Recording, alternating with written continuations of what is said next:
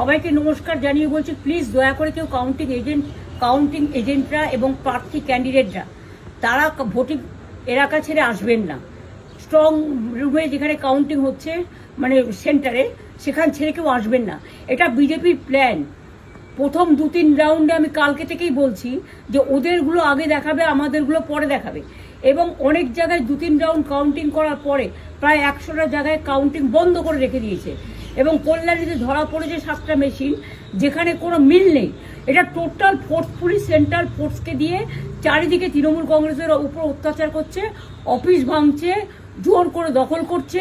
SIR নামে আপনারা দেখেছেন ভোট লুট করেছে যাতে যে সিটগুলো জিততে পারে। কিন্তু এখনও এমন 70টা সিট আছে, 100টা সিট আছে যেগুলো আমরা এগিয়ে আছি, সেগুলো বলছে না। টোটালটাই মিথ্যে নিউজ খাওয়াচ্ছে।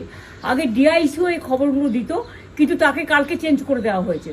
টোটালটাই ইলেকশন কমিশন নিজের ইচ্ছে মতো খেলছে, এবং সাথে কেন্দ্রীয় বাহিনীকে নিয়ে। এবং আমাদের পুলিশরা টোটাল মাথা নত করে কেন্দ্রীয় বাহিনীর আন্ডারে কাজ করছে।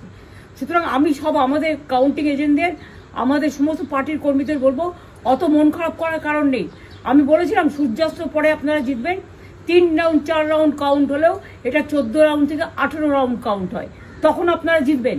Wait and see, watch. আমরা সবাই আপনাদের সাথে আছি, আপনারা কেউ ভয় পাবেন না, নিশ্চিন্তে থাকুন। আবার বাঘের বাচ্চার মতো লড়াই করে যাবো।